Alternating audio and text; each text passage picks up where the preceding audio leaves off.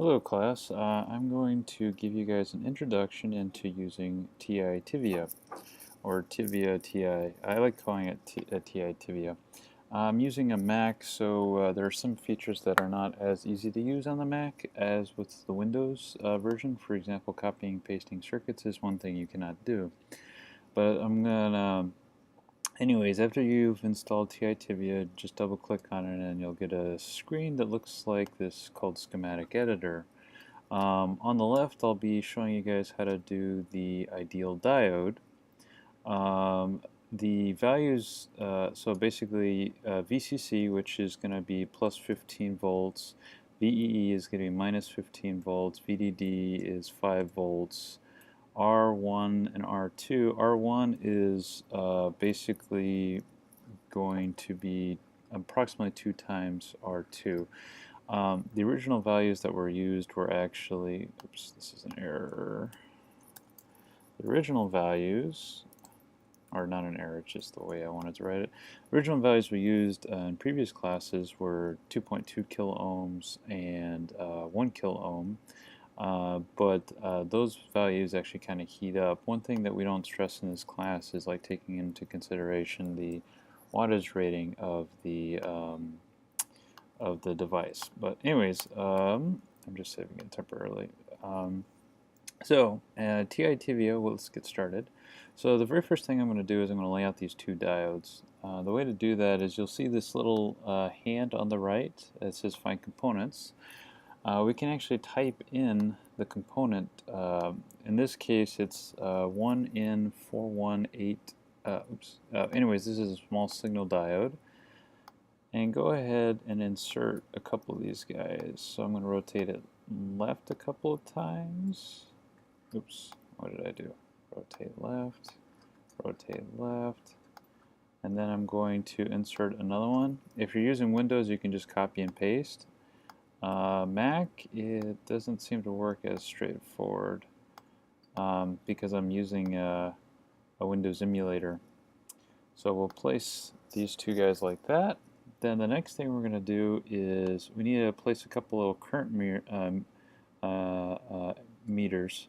So what we're trying to do in this circuit right here on the left is we're trying to figure out which diodes are on when we switch the position of this switch. Okay?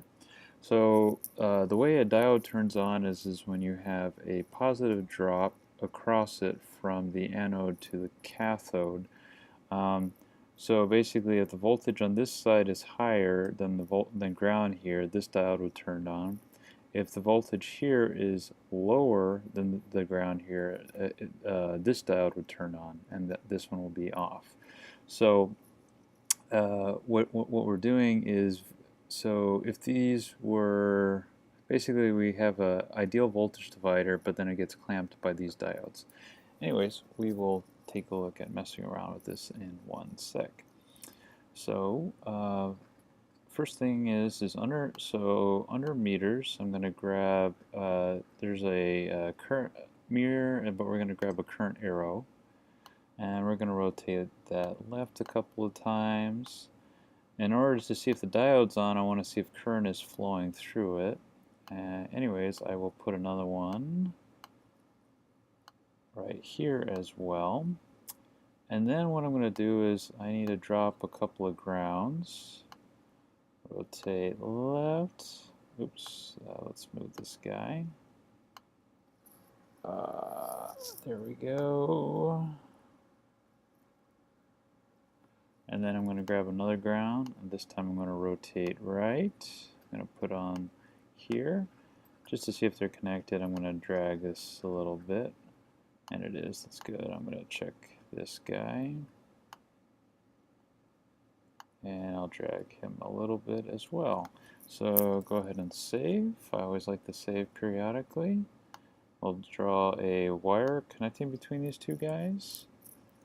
And then let's put down the 15 volt sources. So I'm going to put down one. Right now it says this is voltage source 1 is 5 volts. I double clicked on it. I'm going to change it to 15.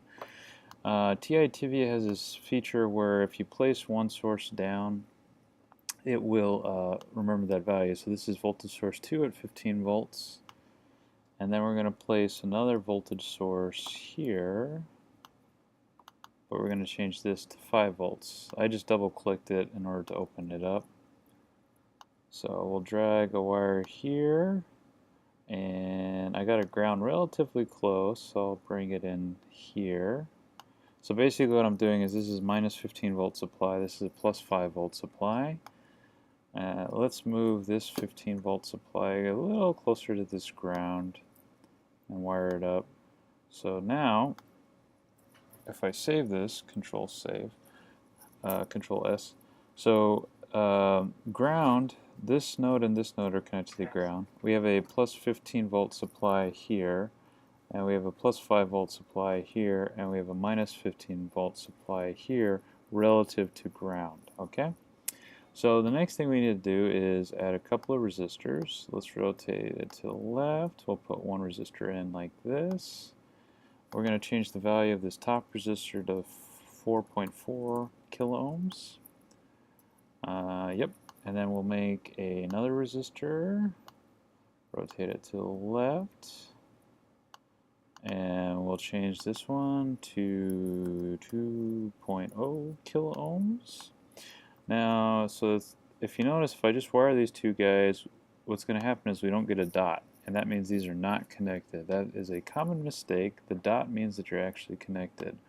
So drag it to here. Now I got a dot, then drag from the other resistor and connect there. And once again, I have the compulsive habit of saving a lot. So now if we go to switches, what we want is we want a alternating switch. Rotate it to left a couple of times because we're going to be selecting from these the plus and minus, the plus 5 volt. We're switching between the plus 5 volt and the minus 15 volt supply in this circuit. Now you see I overlap these are not connected, but I don't want them connected. Oopsie. Okay, that's okay. What I can do is I can hover, if I click on it here, you can drag this up and clean it up, and there, it's looking quite nice. Now the last thing we need to do is we need to connect the plus 15 volt supply to this node. Go ahead and save it. So the plus 15 volts and minus 15 volts are on your MyDAC, and so is the plus 5 volts. So I'm going to show you a couple different ways of seeing what the current is through here. So the very first, if we go to Analysis, DC Analysis, Calculate Nodal Voltages, it'll pop up a little window where we can click on different voltages and it'll figure out what the voltage is there. But what's neat about the little meters, why isn't it? Well, anyways. There it goes. Okay. What's neat about the little meters, okay, is that it automatically pops up the current that's flowing. So right now, 3.61 milliamps is flowing through this diode, and through this diode is minus 1 nanoamp. Now, what that means is current is actually flowing this way when it's negative, because the arrow here indicates the positive direction of flow. When I clicked on this node, it said it was minus 0.6 volts, about almost 0.7 volts. So minus 0.7 volts, which is enough to turn this diode on. But this is a negative voltage, so this diode is off. Now, if we switch that guy, and go Analysis, DC Analysis, and calculate nodal voltages again. Let's drag the voltmeter over to here so it doesn't pop behind. Once again, it's showing the current arrows are showing what the current is. And you notice this time the current through this node is positive 5 milliamps, and this one is minus 1 nanoamp. Now you notice the voltage here is approximately 1.7 volts. It's a positive value now, so this diode is on and this diode is off.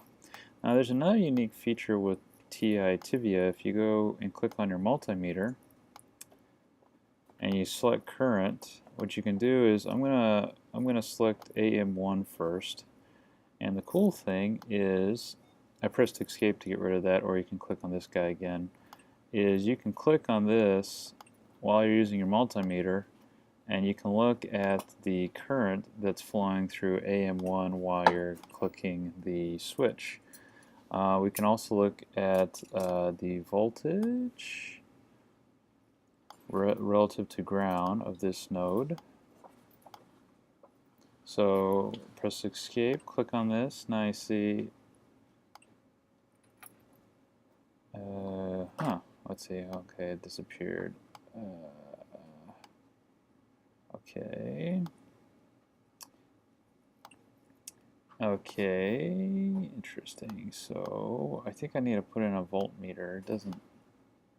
Anyways, then I clicked on it again, and so it's showing negative before it was showing positive. Click here. Yeah, that's a little annoying. I'll have to figure out why it's doing that. But anyways, so if I switch over to this current source, now I'm probing the other current source, and I switch between these guys, and now you can see if the current is flowing through here. So let's see if I can figure out what's going on. Let's see, let's put a voltage meter, and we'll put a voltmeter here, and wire it up, and then we'll grab another ground, we'll put it here, and go ahead and save it. And then what we'll do is we'll get a multimeter, and what we'll do is we'll do DC voltage, and it already picked VM1, which is good. So, well, let's just pick it again. Yeah, so it's picked VM1, which is good. So now, if I switch this guy, yep, so that's what we needed. We needed a voltage source. So, basically right now, this voltage relative to ground is negative. So remember, there's no drop across this guy. So this node is at ground, this node is at ground. So since this voltage is now negative, this diode is off, this diode is on. When I switch it, this voltage is now positive, this diode is on, this diode is off. So there's multiple ways to check this. I used a voltage meter here, but you can also use a current meter to look at the current going through each of the diodes. Now the problem with the voltage meter is, let me show you guys this really quick. If I use a voltage meter, but let's say I reverse the polarity, okay? And I wire it up. So now I've wired the negative terminal here, and let me grab a ground. Rotate left, and drop this here. So now if I save it, this has basically the negative terminal is connected to here and ground. So if we do actually we can do a DC analysis, and I think it'll show that. Should show the node voltages, yeah. So you see how this one says positive 0.6 volts, this says minus 0.6 volts.